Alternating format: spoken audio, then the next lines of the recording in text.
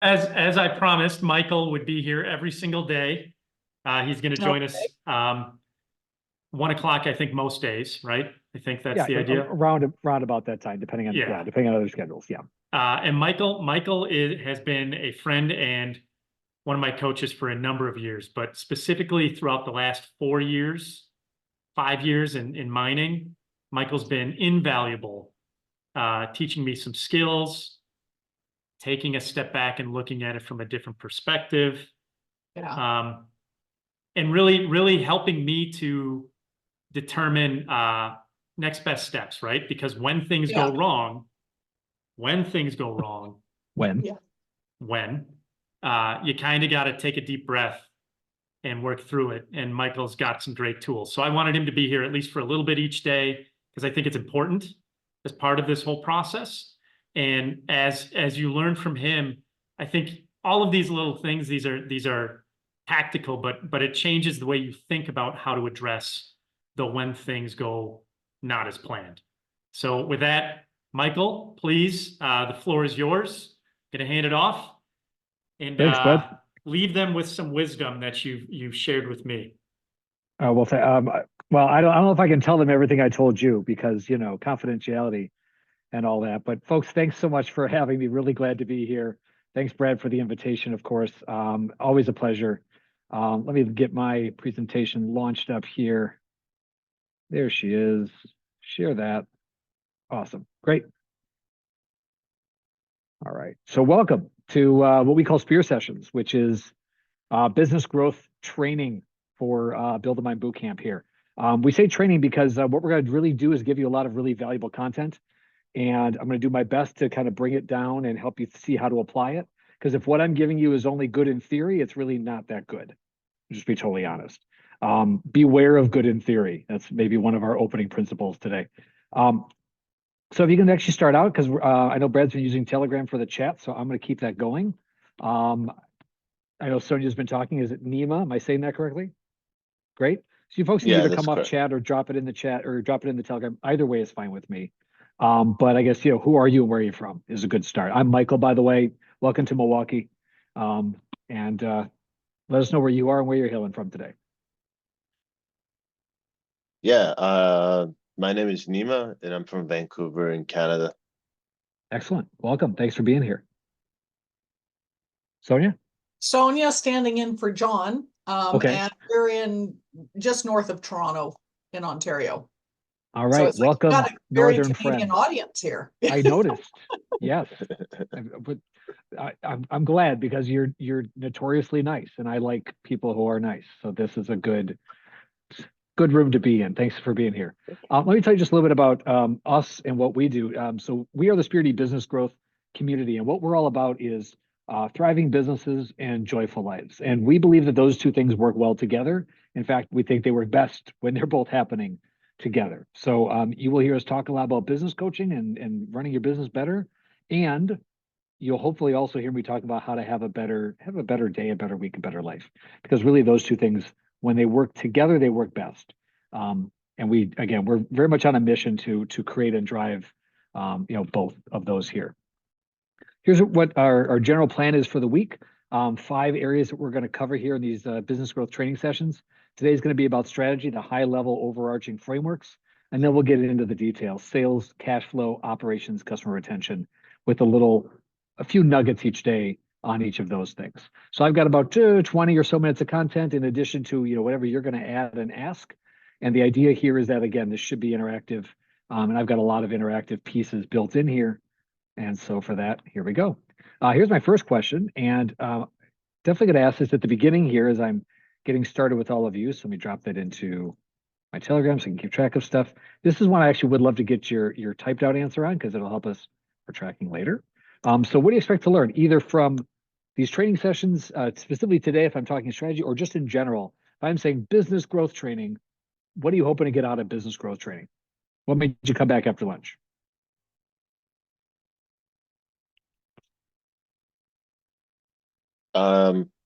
For me, it would be to see how you're tying the mining aspect, which is pretty much running a business, with other aspects of the business, how you're taking into cash flow into consideration, how you're managing your money, and what are some of the different elements that you're really considering when someone's starting a mining business.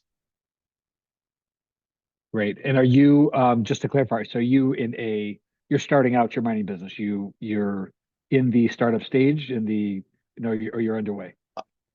I am actually I'm working for a SaaS company that provides services to miners. Nice. So I am relatively new to mining, so I'm learning. So for me, this is more of a understanding of how miners are actually thinking. I come from a different industry, but I've been dwelt in Bitcoin for quite some Yeah. time. So Got it. And so this is a way for you to better understand the challenges that the people you're serving are facing, so you can better serve and work with them, which totally makes sense. And Sonia/Jem, what are the costs of starting up a miner? Great. And I know Brad's going to touch on that, but I also want to help you look at, especially when we get into cash flow, that'll be an important element. But I think overall, these ideas in general are going to be super helpful. Okay, so Brad's dropping the Zoom in there. Thanks, sir. All right, so today we're going to really focus on strategy, and for that, I'm going to give you something we call the SPEAR framework, and this is where the name of our company Spearity comes from. Is this framework here?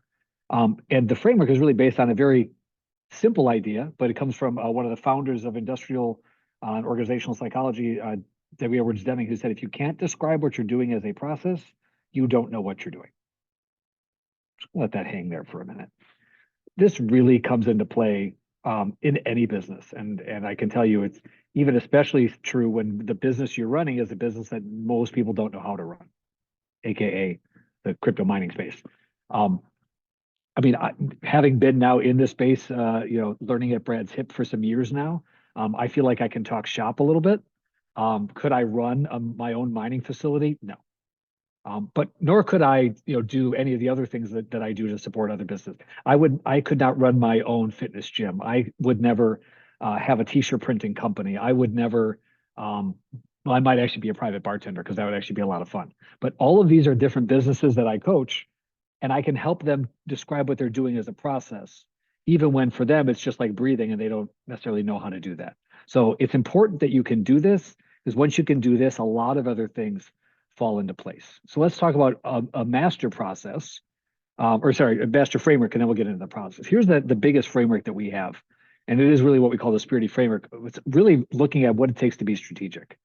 The three elements of being strategic are processes, competencies, and habits. And I want to talk about all three because all three are needed. The strategy comes right in that center where the three cross over. If you only have 2 out of 3, you don't have a strategically operating business. Measurable processes means, like we said, processes that are repeatable and therefore they're measurable. And if they're measurable, that means they can be improved. But if we can't repeat them, then we can't measure them, they're really hard to improve. So we always start with the processes first. Processes are the foundation of every business. Systems, processes, everything works together. Then once we know what the processes and the systems are, then we look at competencies. Meaning if those are the processes for my business, what do I need to know and be good at doing to run the processes well? So Nima, again, you don't need to have the processes that your clients have, but you have your processes and the competencies that go with them. Having enough knowledge of theirs is all you need. You don't need to have the ability to actually run said systems, but you do need to be good at your service job and your sales job in order to run the processes that run your business well. And then that brings us over to the habits idea. And for habits, I really like to say that's simply doing the right things at the right times on a regular basis. And when we do coaching, we really coach on habits, but we never start there, because if I'm just reinforcing the things you're already doing, we're not necessarily getting any better, right? So processes first, competencies second, habits. If you have pets at home, they will absolutely reinforce everything that you're doing. So whether it's good or bad, especially if you have a dog, dogs love reinforcing everything you do. They love you no matter what. Cats, different conversation. But I'm not going to just, be happy-go-lucky and say, whatever you're doing, keep doing it, because I don't know if it's working yet. So we always start with processes and we come around. We get to do this cycle multiple times as a business and a business owner. And every time you do that, you're leveling up from foundation to growth to scale. This is also a diagnostic. And I'm going to ask you a diagnostic question on this. I think, is it next? Might even be next. It is. Great. So let me put this into our Telegram chat here. If I look at those three areas, processes, competencies, and habits, what would you say is your biggest gap right now? And this can be for, I guess you could answer first for yourself. When you're looking at you and your business, so to speak, where do you see the biggest strategic gap right now in your business? Is it in the processes, in the competencies, or in the habits?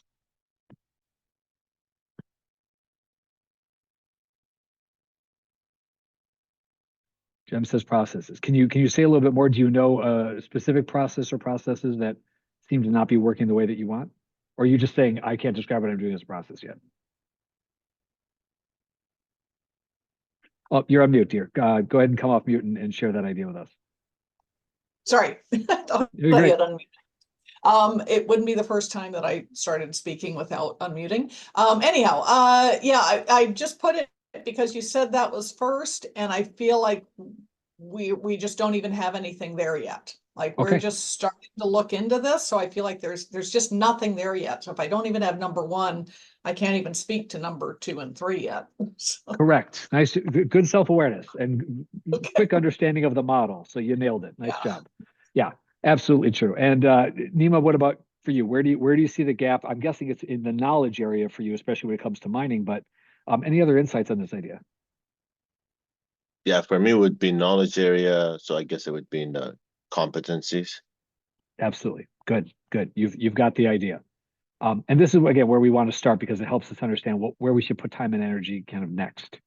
Here's one of our core principles. The best, those that excel, those that succeed, are ready for greatness and for disaster. And if you've been in, well, I guess if you've been in the world for the last few years, you've seen both of this, right? If you've been in any industry, every industry suffered some version of each in the last 3 or 4 years. I recently heard from an economist who said the most interesting thing about the economy right now for him is the fact that everybody's going through the same cycles, but every industry is going through them at different paces. So some industries are out of their slump and they're into their growth, and some industries, if they haven't had their slump yet, it's still coming. And that means that greatness and disaster are going to come to all of us at some time. And in order for us to be successful, we need to be ready for both. We need to be ready to capitalize on the greatness, and we need to be ready to ride out the disaster.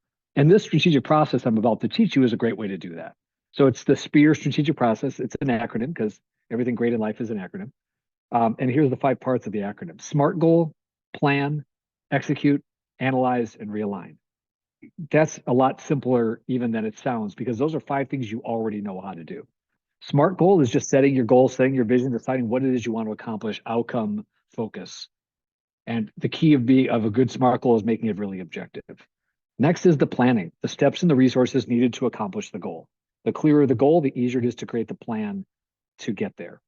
Then we go to execute, which is literally just doing what the plan says. And again, the more clear the plan is, the easier it is to focus when it's time to execute. Analyze is about objectively evaluating success and failure after I've run the plan, and then realigning and adjusting the tasks accordingly, or adjusting the plan, accordingly. The skill, the competency, right, these are processes and competencies. The competency that goes with each of these is the second part there. Clarity on the goal is what I need to get a good goal built. Being able to segment or break the big things down into smaller things is what makes a great plan. Focus is what makes for great execution. Objectivity makes for great analysis, and adaptability is where realign comes in. Because in the service of my goal, my plan is never going to go perfectly according to plan. I must analyze and realign. People who get stuck stop at E. They just do P and E over and over. They set the goal, they make a plan, they execute. Maybe they even skip the plan. They go from the goal to execute. And they're missing that opportunity to check, is it working or not? And therefore, what do I adjust? If I think of this as a recipe, it's a really simple way to metaphor. Think about the same idea. If you've got a signature dish, Sonia, if something tells me that you have a signature dish that everybody knows you for, is that right? Oh, yeah. Okay, what is it? What's this? If you're coming over, what do you bring? Lately it's broccoli salad. It used to always be chocolate cake, but Okay, well then we're gonna talk about chocolate cake because chocolate cake. Okay. So if I was gonna try to make your chocolate cake, what's the first thing I would need? well, have the recipe, gather the ingredients. Yeah. Great, good. So if I tasted your chocolate cake once and then I tried to make it, how would that go? Yeah, probably not so great. Probably not so well. So yeah, the recipe is pretty critical. Now, just having the recipe, does that mean I know how to make it? No. No. So I've got to actually go and make it. And then we got to taste it. We'll decide. is it as good? And it won't be the first time, I'm sure. It'll never be as good as yours because you've been doing it a lot. And I'm going to find the failures. I'm going to modify. I'm going to come back around and make notes on the recipe. My wife is great at this. She always reprints the recipe every time she makes it and makes the notes for next time. And makes the adjustments. Now that's partly to make the 2 8-year-olds happy because there's always something that could have been done better to make sure that they'll actually eat it, more reliably next time. Currently we're on chili mac and we've got lots of comments about the zestiness of the chili mac right now. I think it's fantastic. Everybody else has an opinion. Moving on. So that adjustment on the recipe is how you get better and get better outcomes and make everybody happier. And here's a principle that really lands all of this home for me. Plans are worthless and planning is essential. Plans are worthless. Planning is essential. Planning is the discipline. Planning is the process. And if you've ever had a plan go out the window, and I think all of us have, then you can understand why plans aren't always really worth that much. It's the ability to replan, the ability to modify and adjust that helps us to rise above whatever's coming our way. So planning is essential. It's an essential discipline. It's an essential competency and process, essential habit. And the results of it, we shouldn't hold on to too long. Because if you print the plan and things change tomorrow and you keep running the same plan, even though the world around you is different, that plan is literally worthless and you're stuck without even realizing why. So you have to keep that ongoing adjustment and ongoing continuous improvement. So that's my lesson for today. And it really comes back to that continuous improvement idea. But I want to hear what you're taking away. Here's my key takeaway. And it really goes back to the way you make this work. If what you're doing is working, keep doing it. And if what you're doing is not working, try something else.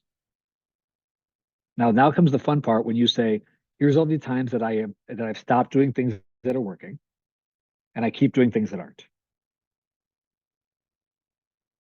Neema's laughing at me. You've got one, right? Okay, so if you have a bad habit, then you are doing things that are not working regularly and repeatedly, right?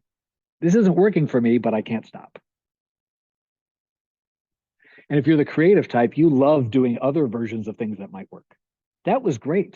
I wonder what else would work. Instead of that was great, let me just run that plan again. Brad's laughing because Brad is on this spectrum somewhere. So am I, by the way.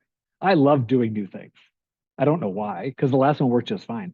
I completely redid this presentation for today. Not like the last one needed it. But I like, oh, let me review it. And in reviewing it, I basically rebuilt it from scratch. Why? I don't know. That was not a good idea. I mean, I'm happy with I'm happy with the result, right? Thank you, Brad. I appreciate that. But technically what I did last time worked just fine. There's probably other things I could have been spending my time on. Maybe. It was a weekend. It was pretty slow at home. Anyway, so I want you to think about, let's get a response on this. What's something that you're doing right now that is working, but you're thinking about stopping doing that and trying something else instead? Let's do a little bit of self-awareness. I guess you could take either one. Find a counter example to when you're self-aware and realizing that I don't always follow this very simple mantra. Sonia, you're on mute. I really like your answers, but I can't hear them all the time. Sorry, I was talking to John. He's just Oh. arrived. Hi, John. Hi, how are Good. How are you? you? Why Normal. don't you get in the camera? Really annoying Yeah, my. I had to get workspace my- mates. Where's the camera? Oh, Right there. Right here. hi, how are Good. How are you, sir? you? Sunburnt. Shame. Anyhow. We were supposed to Any- be coming up with an idea. Sorry. No, it's okay. Well, if you have one, great. Otherwise, I'm sure John's got one or two. What? You came in the middle of questions. Something that you have been doing that you've been doing well, but you're thinking of stopping, and vice versa, something you haven't been doing, but you should. I have, Going to the gym? well, yeah, going to the gym, reading books. And what I probably should stop is golf, because I ain't improving. Right, but we still go out and try it again, right? Maybe this time. Oh, hey, even a bad day at golf is still better than a good day at the Good day in office. the office. Atta guy. Yeah. Yep. But I think golf is a great example of this, right? Where I'm going to keep that exact same swing, whether it shanks or it hooks. I'm just going to keep doing the same thing. I don't know Well, that that's the way to if get I- better.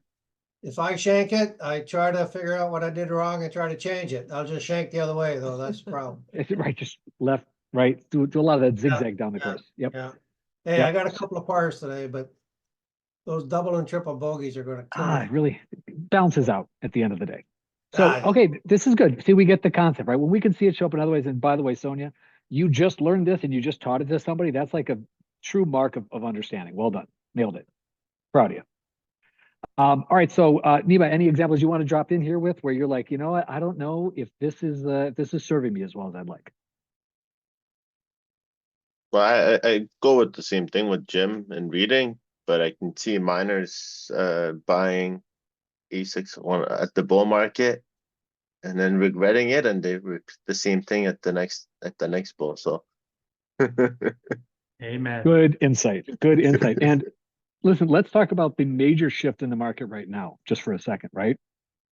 If you had a game plan that was pre-halving and you haven't adjusted it post-halving, like you're completely not missing the point, but you're missing out on the opportunity, right? If you're not looking very carefully at ways to get more efficient at how you're running your operation and ways to get to consolidate your losses, so to speak, and find ways to be more effective, you're going to get left behind, right? The economics of it, it's called the halving for a reason. We're cut in half.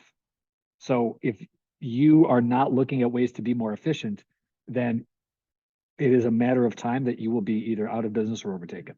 And I say that because it's happened in, again, every industry goes through this. I told you every industry goes through its slump and its rise. And this is a major reordering of the structure. Again, it was built in. We knew it was coming. Most industries don't get that predictability. You're welcome. Like this is unusual. Everybody else is going, did that just happen? And around here we're going, we can count for it. Like we're planning ahead. We're all watching for the moment. No other industry gets to watch for the moment that it happens, by the way. Congrats. But that kind of predictability is massive as long as you take advantage of it. That kind of predictability will leave you in the dust if you hope to figure it out later. So it's all about being prepared and all about planning ahead. All right. So I want to take this to kind of a conclusion. This is how we're always going to close out every day this week. It's a takeaway and a take action, because if what we talk about is just good in theory, it's not good enough. So here's my two-part question for you. You can put this in Telegram for me. What's your biggest takeaway from this session? And even more important than your takeaway, how will you take action with what you learned? What's a small thing you can do based on our conversation today to help you get even just a little bit better going into tomorrow? Give you a minute to think about that and go ahead and drop your idea or share it out loud. Either way is fine with me.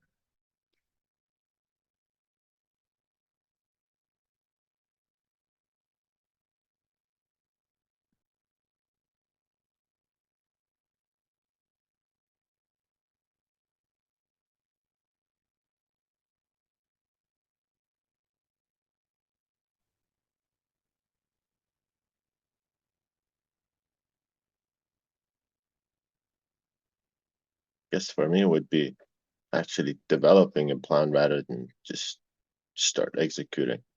So document it. That's awesome. What's something you're thinking about getting started that you can even build just a small plan for before you take the first step?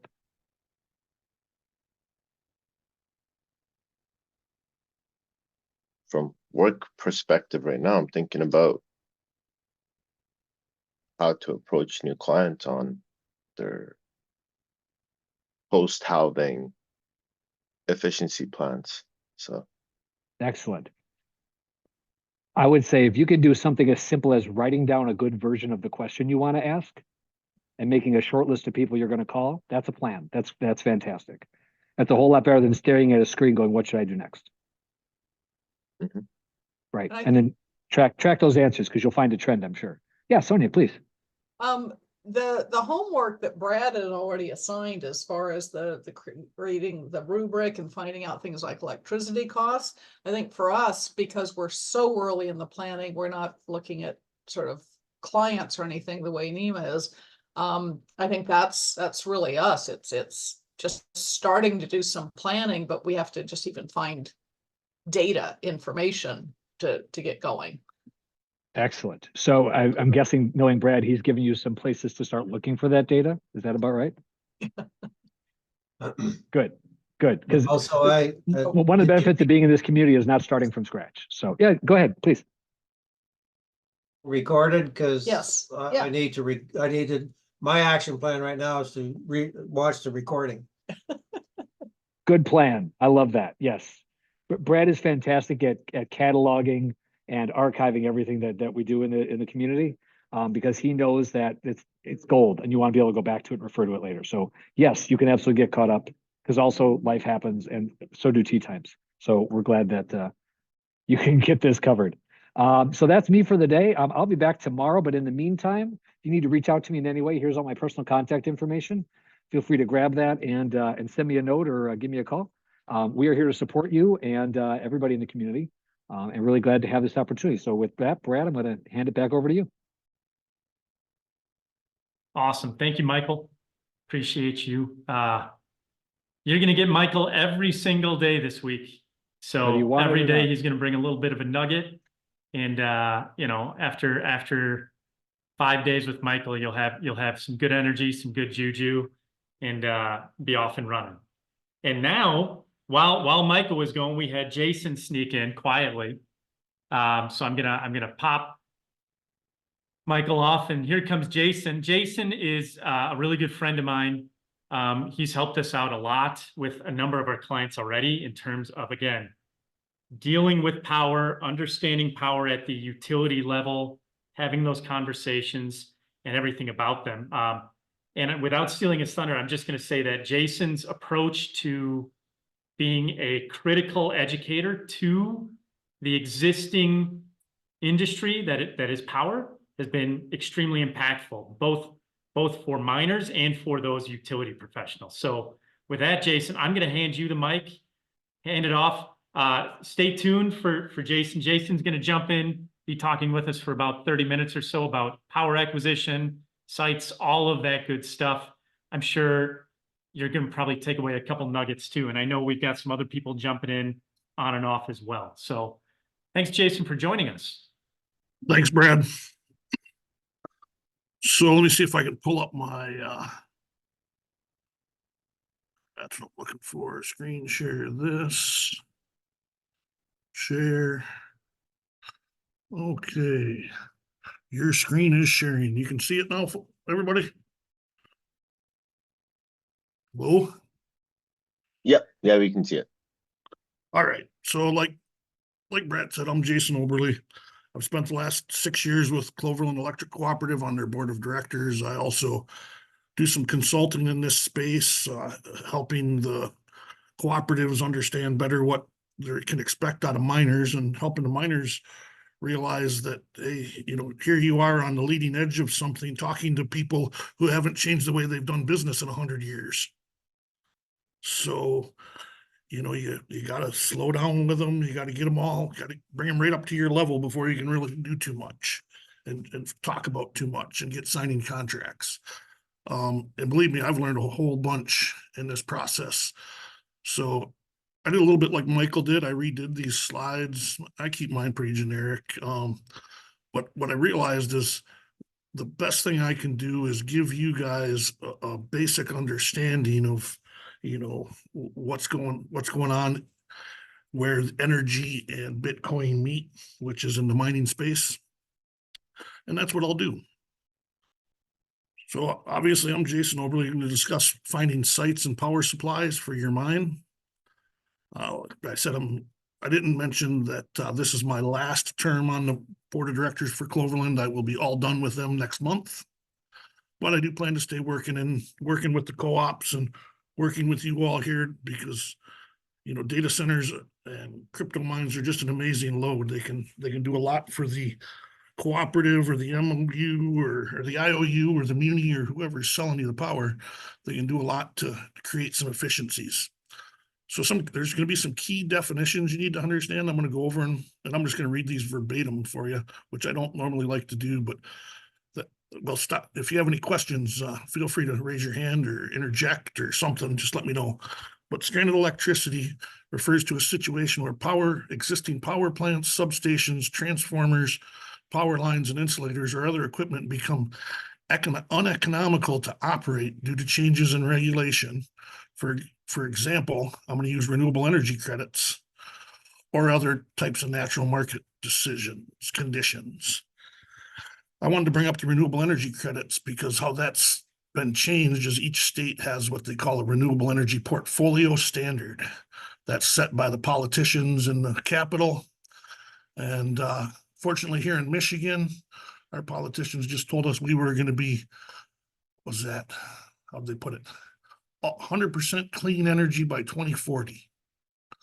So, we just, those in the industry just sort of chuckled because I don't care how much money you got, it's physically impossible to get that done in that period of time, but on we go. We'll talk more about those later. Stranded gas refers to any gas wells that have been abandoned, capped, or no longer in use regularly. There's a wide variety of reasons this has happened, but in the breadbasket, the Midwest, Ohio, Pennsylvania, Kentucky, Tennessee, I mean, that's not quite the breadbasket, in Western Appalachians, you call it, but there's a whole bunch of wells that got drilled when they were doing exploratory drilling that ended up capped or not running or running at such a slow pace that people really don't produce with them too much. So I've been working with some ranchers and stuff who have these on their ranch. Ironically, these same gentlemen are also directors on other cooperative boards, and that's how I know them. So, it goes back to, your circles will definitely bring you to where you need to be sometimes. So the big thing I want to talk about is stranded assets.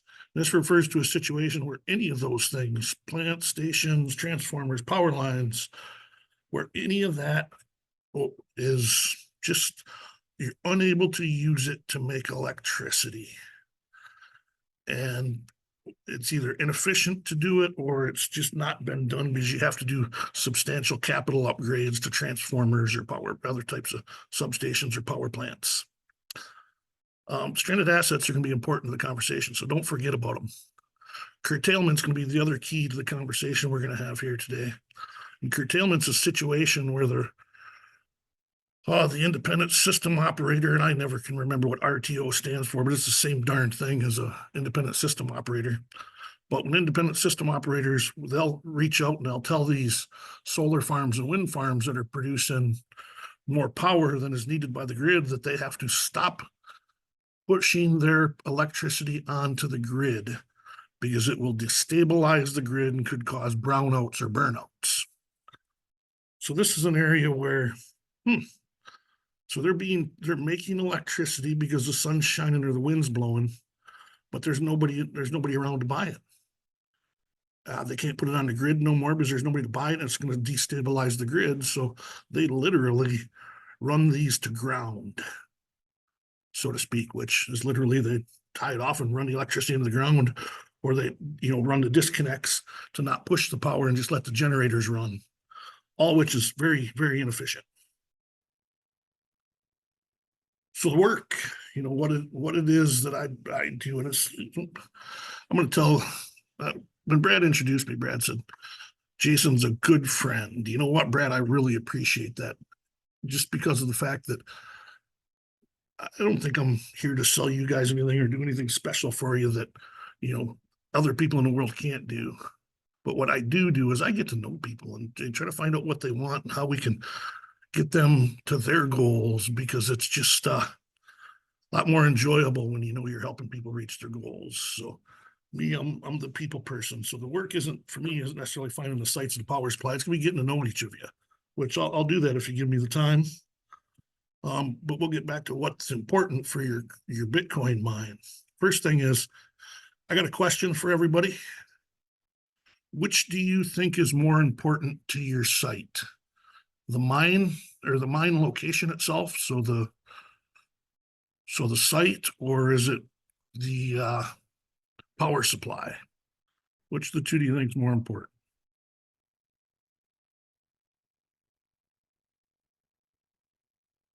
Oh, can anybody hear me? We've got an answer in the Telegram. They say the power supply. Yeah. There's a Okay. text one. That's what we want, power supply. You all got it. Yeah, you Yeah, guys are I'd go with power supply because that's the challenge in the industry. well, good. You guys are all right on top of it. So finding the power supply is generally the hardest part because what we're looking for is to purchase power at the lowest market rate available or even below the market rate. And, that creates some interesting conversations, to say the least. We've had some success negotiating for clients in bilateral areas like the Tennessee Valley Authority. And then also out west, you've got the big hydro facility out there, and I can't think of their name for some reason. Bonneville Power Administration. There you go. They're out there too. So we'll go over this. So when I go looking for a site, and the reason I put this up front and first is, in my mind, there's a good site and then there's a great site. A good site's a site you can use. A great site's a site where you find all kinds of stranded assets like step down transformers and sufficient sufficient transmission capabilities into the step down transformation, and also room for you to build and grow next to it.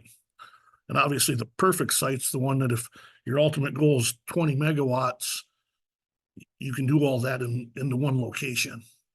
That's the ultimate goal for some people. I break my stuff up. I'm definitely a miner who believes in decentralization. The largest mine I have operating has 1 petahash. Sometimes I've got little miners running just a couple of a gigahash and things like that. So it's just a matter of preference on what kind of mine you want to build. But if we can work on getting to know you, we can definitely figure out how to find you that right site. And I put some terms in there, that are very important to understand, like what high voltage lines, and like high voltage is 12,470 volts. And then what happens at the substations, we step that down to a common distribution voltage, which, I've got on here the two options. We're a single phase 12208 volts, and then a 3-phase with a 277 480 volts. Now, depending on how long you've been in this space, you're going to automatically go, well, wait, these Chinese miners need 415 volts to come in. And you're right. We do. Those are special transformers, and they're custom made just for this industry. Finding the right power supply. Often I tell people to look at choice states like Ohio, Pennsylvania, New York. I think Vermont's one of them, but they've got some limitations. But we've got some, Texas is a good example. Texas just embraced it. And, I don't think they have any curtailed energy they're not selling to people down there, which is interesting. They've really, in my opinion, have been able to improve their grid by allowing miners to come down, as long as they did it strategically.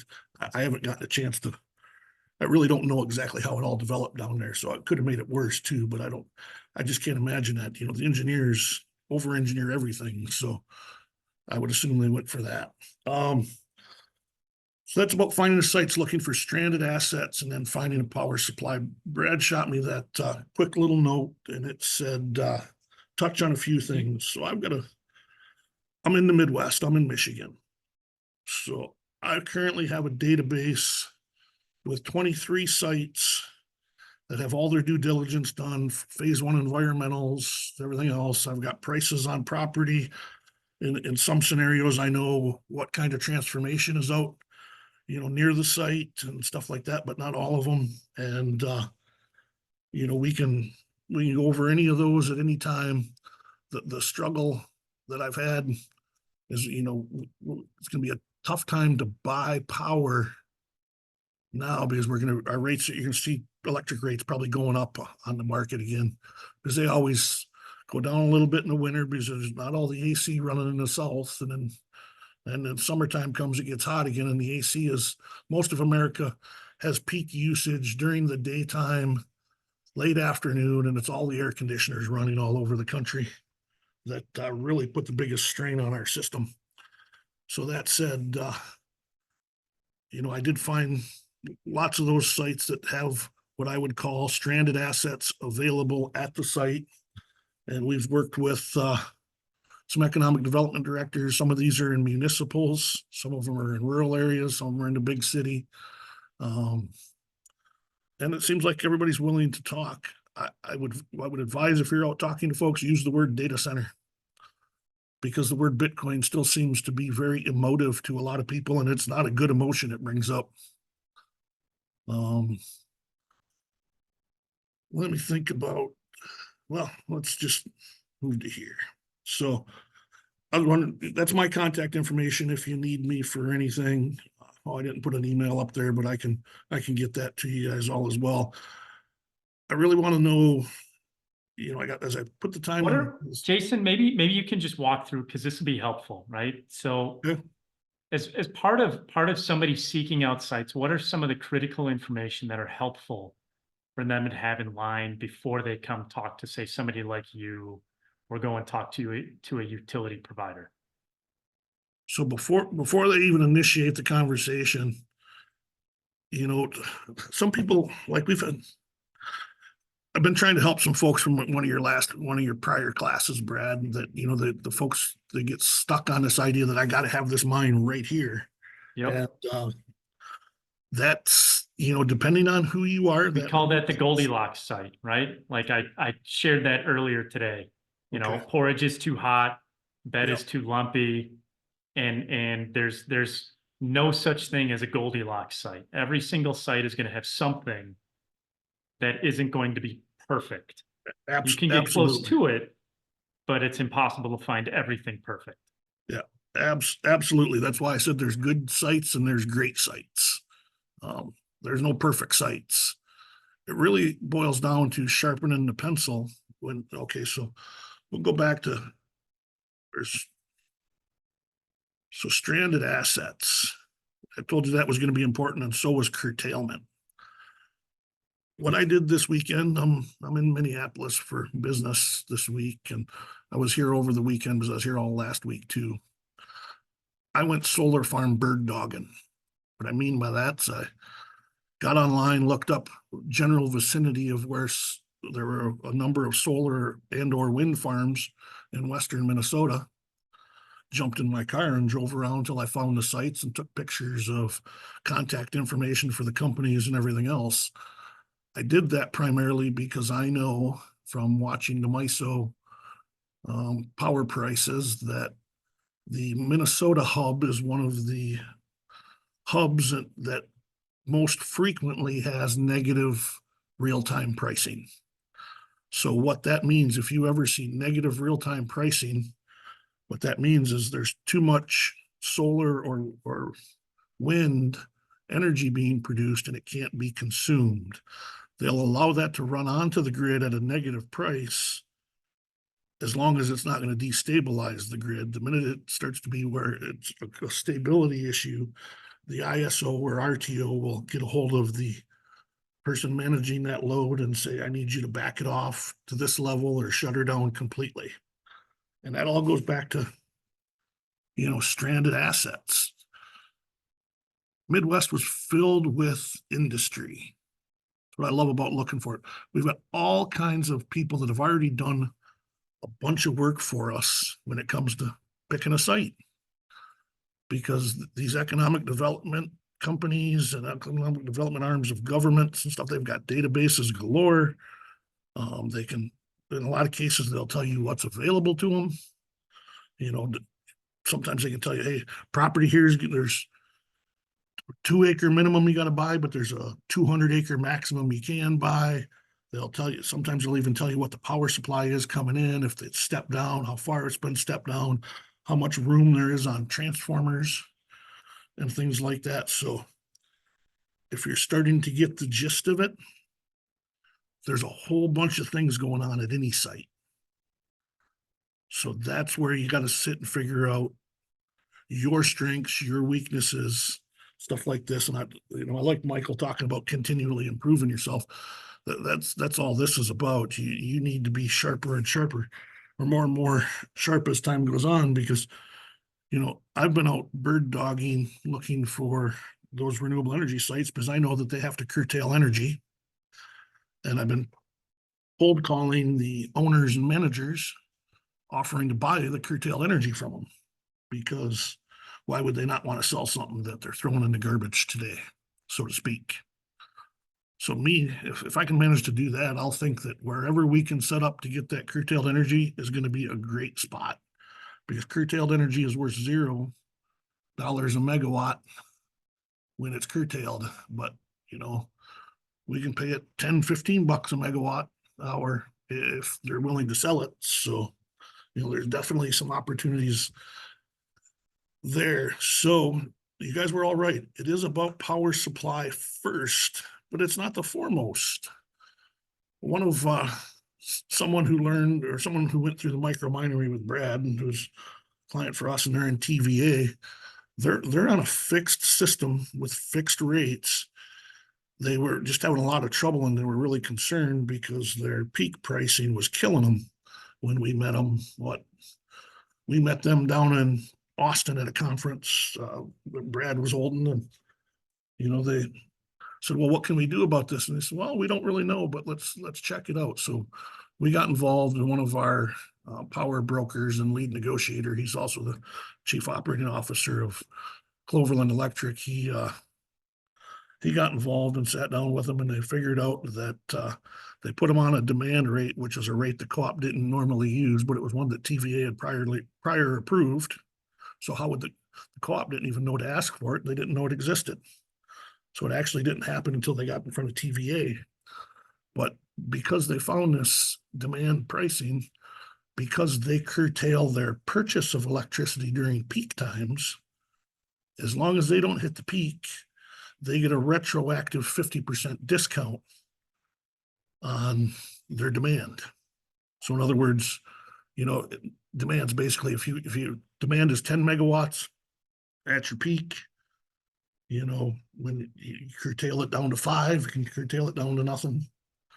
So I think that there's just still a ton of opportunities here, like I said, in the old industrial parks, or where we're putting up new solar and wind on a regular basis, because it's estimated recently, I think it was the National Renewable Energy Laboratory and the Energy Information Administration put out a report a couple of years ago talking about the amount of solar and wind power that's wasted on an annual basis here in the US. And they believe that to be about 1/3 of all power generated from wind and from solar is either curtailed or lost and not able to be sold into the grid. That's ridiculous. Just, you guys remember that stat about how I said I was looking for 1.2 gigawatts this morning? Right? We said it's about 300,000 houses. So the power is there. The challenge is how that part of the industry has been built and ran for years. Is there's a narrative of scarcity, when in fact there's actually an abundance, so much so that they're sending it back into the ground, and they don't want to sell it to you. Well, See how it's just a weird, they messed up thing. I haven't found anybody who wants to sell it to us yet. We actually had an investor-owned utility offer us a gigawatt of wind. And we come to find out after screwing around with them for a year, the only reason they did that is we had a case against them in FERC, which is the Federal Energy Regulatory Commission. And they were trying to use that as bait to get us to go away, because they pulled it right out from underneath us the minute we settled the case, and they didn't have to be nice no more. So there is definitely a reluctance to sell that curtailed energy. I think part of that has to do with regulations. So the investor-owned utilities are all regulated by a public utility commission or public service commission. And that was a discussion with that gigawatt of wind, is they said, well, that's regulated, so we don't want any money for the power. We'll just make a lease agreement with you for the land, and then you can have the power for nothing. but we're gonna make up for it on the land, because if we do a land lease with you, we don't have to get it approved by the regulators. If we do a PPA with you, we gotta get it approved by regulators. So that was the first creative idea we came up with on trying to purchase curtailed energy, which I liked. I thought it was a good idea. We just weren't able to execute it. That said, I'm not going to quit chasing this, because as of today, the estimation and value of 1/3 of all the solar and wind energy created in the US equals just about $2.5 billion of wasted energy. I mean, I realize our economy is 24 trillion, but a couple $1 billion in cost reductions at a minimum, and even if you don't get all of it, I mean, maybe you only get a couple 100,000 of it. Anything we can reduce that waste by is good for everybody, I think. I don't really have too much to talk about. I'm starting to feel Jason, like do you I'm have, rambling. do you have any thoughts on, there were a couple questions that flew in. Right now, you said mostly in the Midwest. I'm just curious, can you just walk through maybe some of the size of the sites and where you're at, maybe in your pipeline? Oh, okay, sure. So the 23 sites that I'm very intimate with, we have a total of about 150 megawatts of capacity in stranded transformers littered across those 23 sites. What I mean by that is some of them, are ready today for 10 megawatts, others for 20 megawatts, and some for only 2. And it would depend on the site and the location. And based on that, I've got each of those breaking down with a ton of detail. So I can provide those pretty quickly. I did sort of focus on the Midwest because, man, Brad, Midwest is home. It's an easy place for me to get to. It saves me money to drive rather than fly around when all I'm doing is, bird dogging, Yeah, I think, and I know, just with identification of sites, it's the work that goes into it is very much boots on the ground and detail oriented diving in. It's not something you can just search up on the internet and trust that those numbers are correct. Correct. Every time I've tried to do it, that site comes to a dead end fairly quickly. So as you're looking at these details, and even if you're looking at, there's certain areas of density. This is the other part to keep in mind that I've learned is when there's density and you get a number of different miners in that area, that power capacity can get eaten up fairly quickly, because it may not be the site, it might be upstream now that you have to look at, and then there's a whole power study and everything else that goes into it. So this is whether you're a home miner or whether you're trying to find the ideal site somewhere between a quarter of a megawatt and 2 megawatts, or you're looking at 10 to 20. There's a number of steps that you're going to have to go through with this, and it starts with, Jason says he's driving out and he's bird dogging. You're literally going to the site, you're taking pictures, right? To get an idea as to what is the actual infrastructure out there currently, at least here in the Midwest. Yep. Yeah. So And there's just, Brad, you're absolutely right. There's a ton of work that goes with it, and it's not easily found on the internet. And I'll be honest, some of the information I've got's from the internet. I won't say that it's not. It just, Right. It wasn't easy stuff to find. I can definitely tell you that. So, yeah, I think the largest one of those 23 sites had 30 megawatts available immediately. And so that's really the things to talk about. Some of those 2 megawatt sites, I know when I was talking to them, they said, well, there's only 2 megawatts here, but he says, I know you can get at least 20 more from that that substation that's on the edge of the property. And he showed me where on the map. And I said, okay. And he said, I don't know if you'd have to do a study or not, because it's only been a couple of years that it went down, but that's what you got to figure out. When it comes to planning, if you're going to plan to bring additional power in above what you can, right now it's 3 to 4 years into MISO Q, 2.5 to 3.5 in PJM. I don't know what it's like at Tennessee Valley or Bonneville or down there in ERCOT or anything, but what I'm getting at is it's gonna take you a minimum probably of 3 years to get your study all the way through and completed. Yeah, Then once you start permitting and stuff, that could take you another couple of years if you're going for large amounts of power. right. I mean, And and it's gonna get tougher and tougher. So. sure, right, the queue's only gonna get fuller, and it's actually, it's bulking up right now with, development projects for solar and wind. I mean, it's the same, it's the ISO and the RTO. That's their job, is to make sure that there's enough power for everybody. They're the ones with that big long queue that we gotta wait for. It's not even our co-ops or our munis or the investor owns. They go to the third party. You know. So that's, yeah, just you get a lot of people involved. And one of the things I think I said when I started this is, we're working with people who have not, and this is the electric industry, working with people that have not changed their business model in over 100 years. And one of the most amazing things to me is, you sit down, you can have a conversation with somebody in the industry, an engineer or something like that. He says, yeah, that sounds good. Let me get back to you. And if you wait a month, he'll wait a month. If you wait 2 months, he'll wait 2 months. So, you know, you've got to be forward and aggressive, but not pushy and rude. I think we call that professionally persistent There you in go. my business.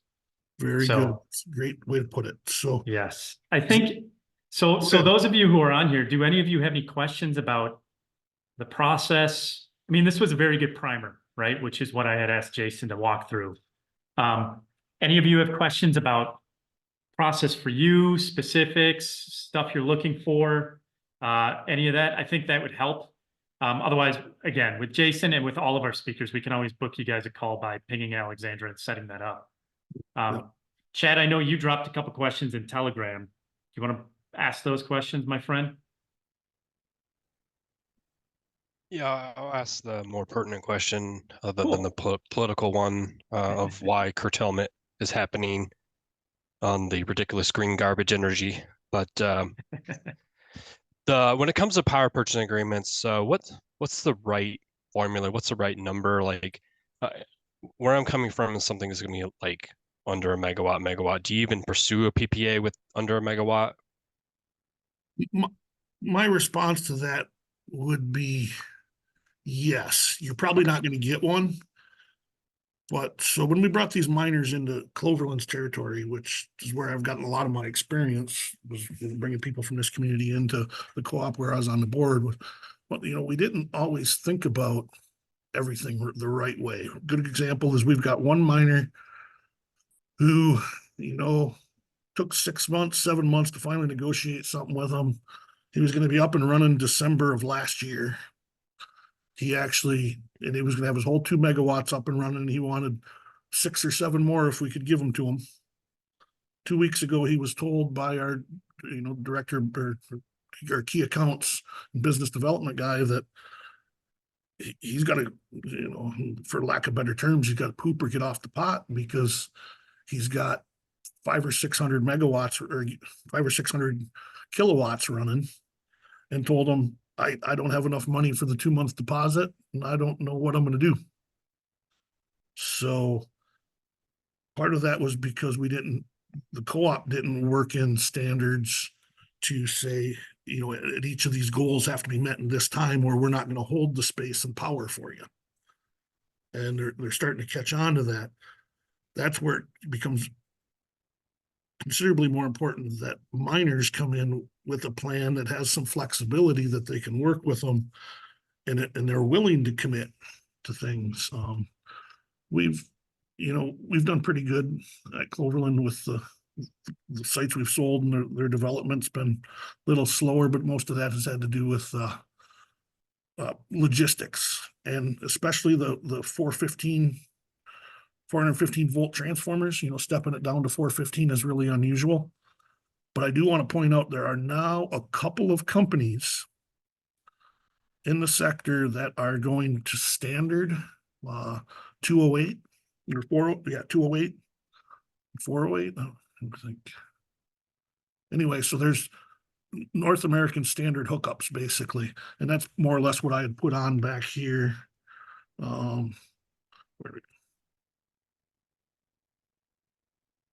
right in here, you know, so these electrical numbers, you know, these are standard. That's, if we can hit a standard, it's so much easier to get a transformer for it. If you need to order one and everything else, it's when it's a non-standard transformer, it's a custom build. Now, obviously, they're building a lot of them with the step down to 415 because of crypto, but I just wanted to point that out there that you need to look at, I mean, even the details, that's the hard part. You don't know what you don't know. And then the details are all the devils are in the details here. And this is a thin margin business. So sharpen your pencils.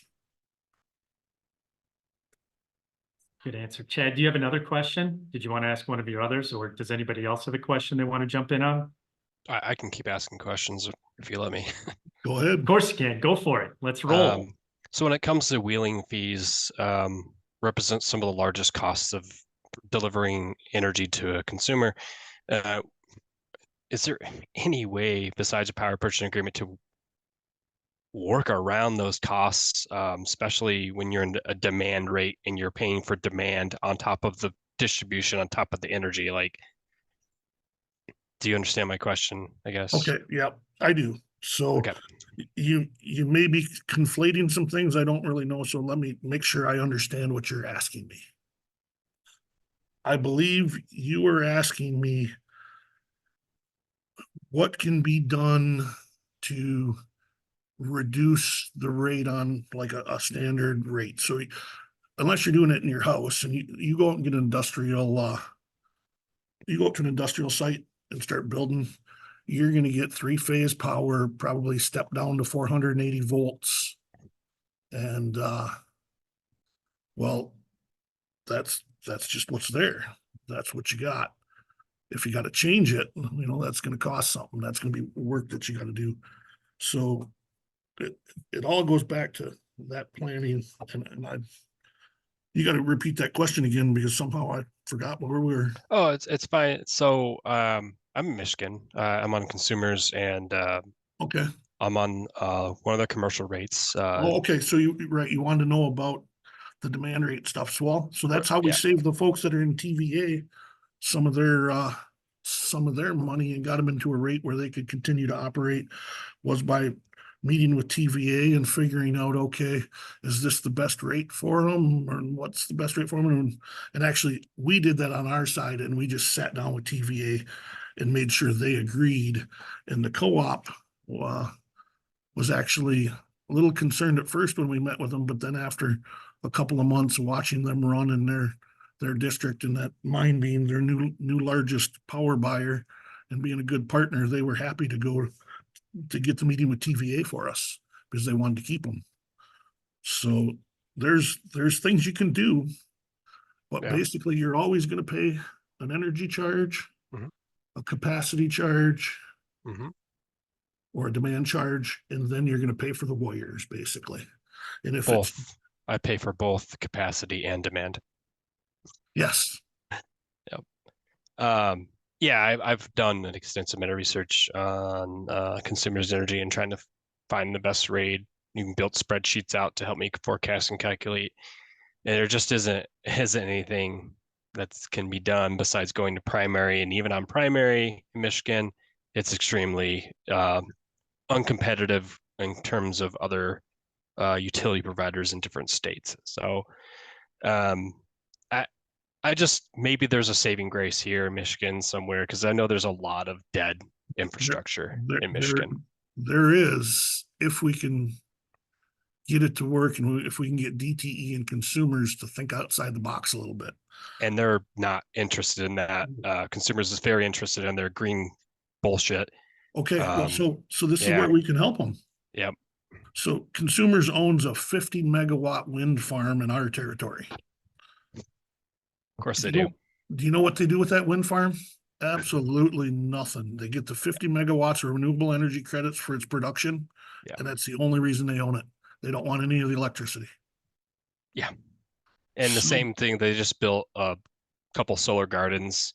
Well, the sun shines 150 days a year in Michigan. It's absolutely asinine to spend that kind of money on that. And When in terms of like, I'm sorry, I'm getting into the political nonsense now. In terms of delivering low cost energy to consumers, it doesn't seem like Consumers Energy is interested in doing that. And in fact, all they care about is the green initiative nonsense. So Well, in that's my what keeps- opinion, Lower Michigan's a dead place for mining because of that. I And don't know. There's Um, that Shepherd, Owasso area and stuff's got all that wind generation. again, I mean, if they're putting it into the ground and Jason is having a hard time negotiating that, getting curtailment contracts. But Yep. how's a guy that only uses 10 kVA gonna do that, right? So Gotcha. Yeah. Yeah, it's a really good question. right, I don't it's know a what big to do. challenge. I don't know what to do with the IOUs, but Brad knows this, and I'll share it with you. Is last weekend, not just yesterday, but the weekend before, I was in Nashville for a National Rural Electric Cooperative Association meeting, where I was part of a panel on large energy users, basically representing Bitcoin energy users, the miners, and there was about 250 people that came to that roundtable and asked us really, really good questions. So I know that at least them couple hundred guys and gals that are on rural electric cooperative boards all over America have a lot more understanding of what it would be like now than they did before. And yeah, I think what I'm doing is, I think I'm probably still a little early with this whole idea. But if I don't, Great, it's a great idea. If I don't just keep beating on the drum and telling everybody it needs to get done. Well, it's the same thing with the hydro dams, is that would be going into the ground as well if it weren't for a consumer of energy like a Bitcoin mine, right? So Right. it's the same concept. It's just getting those people to think out like that instead of wasting this energy, let's use it. And you can make money on something you're losing money on. So we won't get into this too far, but if you want to get a hold of me offline sometime, we can talk about the Michigan politics, but I'm extremely well connected. And I would love nothing more than to build a mine in Michigan, but yeah, you're not the only one. The people who run, never mind. The key No, to getting this fixed, I think, at least in Michigan, is they can turn around and stuff it into some legislation and force them to reduce curtailment. One, force them to track it. Second, force them to politicians sell are it. only interested in optics. They're not interested in solving any real problems. So no, um, you nailed it. Because so if we think about how an investor-owned utility is set up, the only way they can get an increase in their margin is to go out and create debt. Then they got to go to the Public Service Commission and say, see, we got all this additional debt we can't afford, plus you promised us a margin of X. they raise their rates. So they raise the rates. Yep. Plus their margin of X. Less. Plus whatever else it It costs. doesn't really matter if the board of directors, the same people are on the board of directors, the consumer, are the same people running the Public Utility Commission. So it doesn't, To some, right. Yeah. So that's why, I've been looking for a site to build a site for a long time, and I'm looking in Ohio now. I think that might be my best opportunity to find the lowest cost energy. Instead of sitting here spinning my wheels fighting it took me 18 months to get a GIS agreement from Consumers Energy. I just got it today. Right. So yeah. If you want some help in Northern Ohio, there's some sites right around Toledo and stuff that we can. Yeah, that's exactly where I'm looking. In fact, and here's what you should know too. When you get down there, the wheeling charge is going to be different depending on whose wires are last. You know what I'm saying? Yeah. So the wheeling charge goes from the hub you're sending it to your meter, and the person in between is the distribution. And all of those vary, and they're all based on debt. So if you're wondering about it, you can go online to MISO. You can pull down the MISO transmission charges for the prior year by power company, and then you can work out the number of megawatt hours there are there, and then you basically reverse engineer it all. I'm assuming you're talking about Toledo Edison in this instance, if it's Toledo area. It is Toledo Edison, yeah. But there's one that's about a little further out that's off of Toledo Edison on somebody else too. So yeah. All right, well, any more questions? I'll reserve. No, I don't think so, unless somebody else does. I know we've got a bunch of people who are watching the recordings this evening. So a couple questions I would just ask is, as you're going down this path, if you could just leave them with one maybe final tidbit that would be helpful for them to start. Like if there was a step one, right? I've identified, hey, these are There's just a some general step places I want to look. What's step one that I go that leads me to the next step? What's the first step for everybody looking for power? The very first step for everybody looking for power and sites is, one, to determine what they're willing to pay for power. I can't tell you how many times I'll sit down with somebody and I'll go, okay, so let's talk about what do you need here? What are you looking to pay for? What kind of price are you willing to pay in power? Well, I don't want to pay any more than I have to. Well, no, of course you don't. Nobody does. Well, it's all going to depend on the numbers. Well, what numbers does it depend on? So we can get you those numbers and we can set up a plan. Well, that's going to vary with every site. And it's like, okay, we can talk in a circle all you want, but until you make a damn decision, we can't do anything. And that's probably my best advice to anybody is sit down and frame it out. Say, hey, if it falls into this box, I'm going to put my energy into looking into it and seeing if it'll work. If it doesn't fit inside that box, I'm not going to. And the reason why is I get people wasting my time and their time looking at stuff that I'm pretty sure is not going to be any good for them, but they want to see everything. And it's like, you don't want to see everything. That's a waste of time. You only want to see what you need. So figure out at least roughly what you need. It can change. You're not going to sign a contract on day one, but know what you want. A lot easier to help people who know what they're looking for.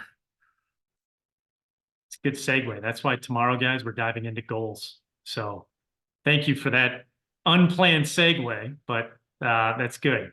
So with that, friends, I really appreciate you all hopping on today.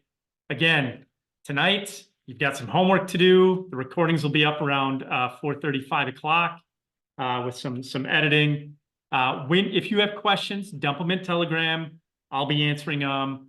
Some of the other people will probably be chiming in and answering them. And then tomorrow, get ready, do goals. We've got Lannon Zoltinko coming on, talking about his experience in building out a mine. He was one of the first people in the first cohort. And then in the afternoon, we've got Natalie jumping on to talk a little bit about dealing with some of the mental stuff that goes with navigating all of the when things go wrong. So tomorrow's a big day. Homework starts off. Tomorrow there'll be more homework. The following day there'll be more homework. All of these things add up and stack, okay? Everything we do is a layered approach. Remember the Karate Kid? It's wax on, wax off before he could start doing flying crane kicks. That's where we're at. Today is step one. It's a left hand wax on, wax off. Tomorrow will be the right hand. Then we'll do, block down. We'll do all of those this week.